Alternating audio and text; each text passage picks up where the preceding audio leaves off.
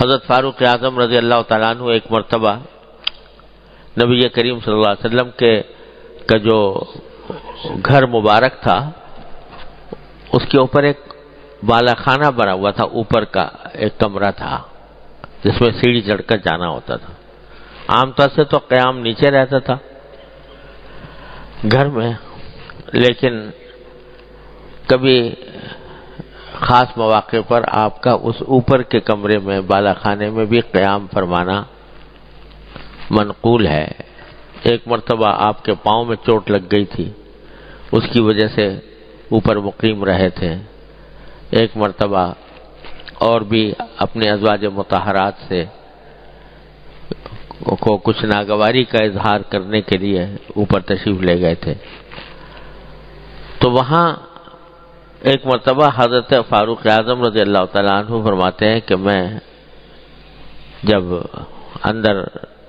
داخل ہوا حضور اقدس صلی اللہ علیہ وسلم کی اجازت لے کر آپ کے اس بالا خانے میں، تو میں نے چاروں طرف نظر دوڑائی تو عجیب منظر نظر آیا کہ ایک تو آپ لیٹے ہوئے تھے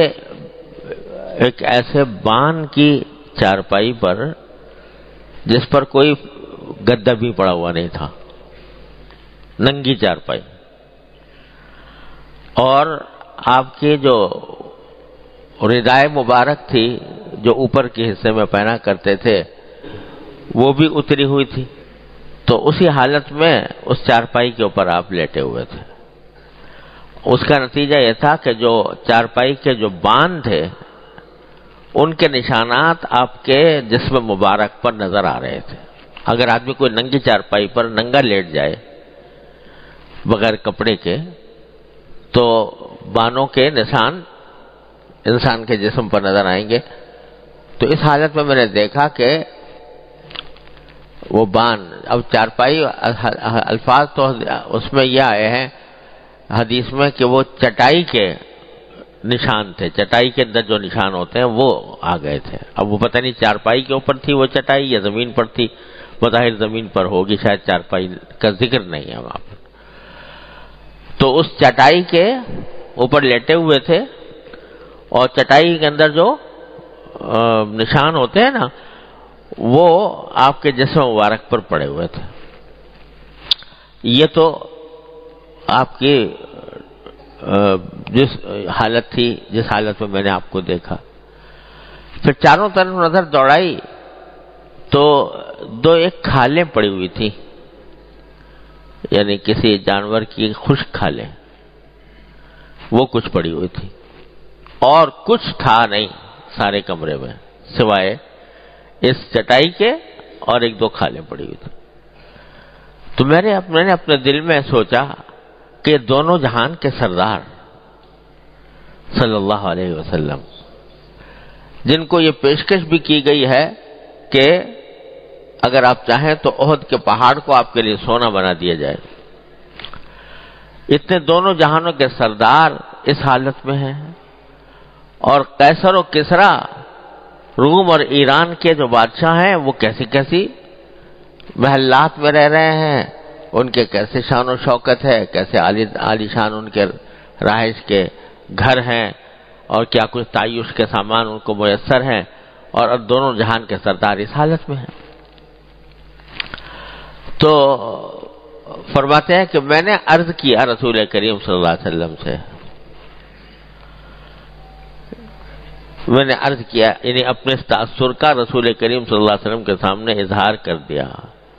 کہ آپ دعا فرما دیجئے کہ اللہ تعالیٰ وسعت عطا فرمائے، اور میں سوچتا ہوں کہ قیصر و کسریٰ کس حال میں ہیں اور دونوں جہان کے سردار کس حال میں ہیں۔ تو کیا جملہ ارشاد فرمایا آپ نے، سنتے ہی فوراً فرمایا اب فی ھذا انت یا ابن الخطاب،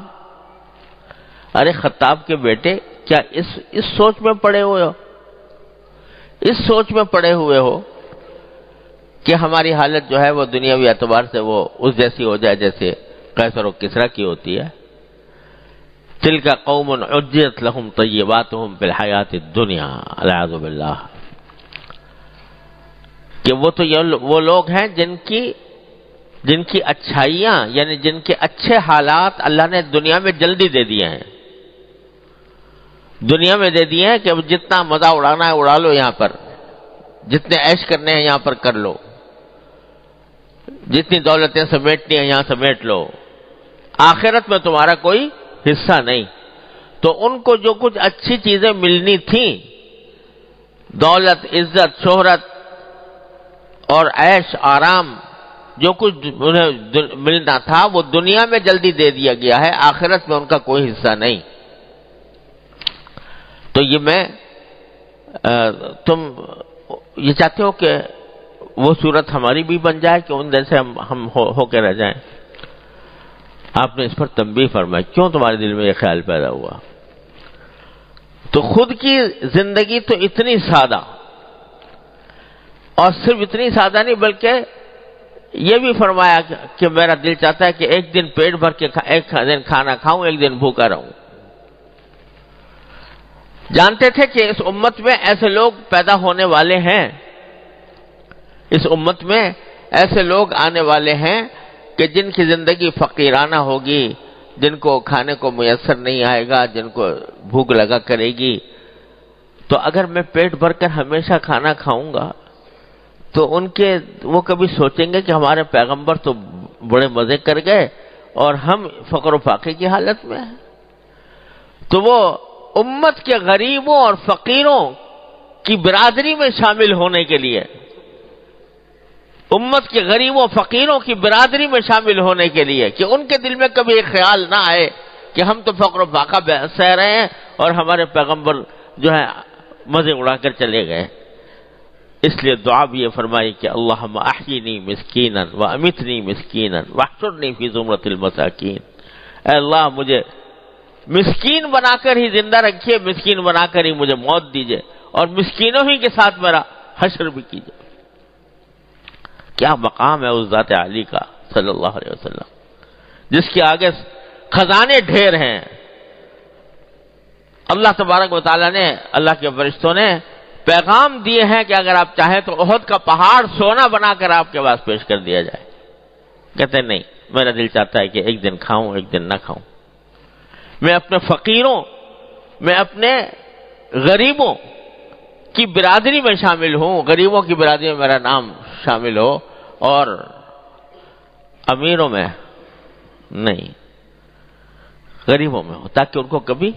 حسرت نہ ہو۔ کیا مقام ہے سرکار دو عالم صلی اللہ علیہ وسلم۔ ایسی حیات طیبہ، سادگی۔ حضرت عائشہ صدیقہ رضی اللہ تعالیٰ فرماتی ہیں 3 چاند دیکھ لیا کرتے تھے ہم، 3 چاند دیکھ لیا کرتے تھے، یعنی 3 مہینے گزر جایا کرتے تھے، گھر میں آگ نہیں جلتی تھی، آگ نہیں جلتی تھی۔ پوچھا کہ آگ نہیں جلتی تھی، گزارا کیسے ہوتا تھا؟ فرمایا کہ بس 2 چیزیں ہوتی تھیں، الاسودان التمر والماء، کھجور اور پانی۔ کھجور کھا لی، پانی پی لیا، اللہ اللہ خیر صلی اللہ۔ کوئی سالن نہیں بن رہا، کوئی روٹی نہیں بن رہی، کوئی آگ نہیں جل رہی، کوئی کھانا نہیں پکایا جا رہا، 3 مہینے تک نہیں کھانا پک رہا۔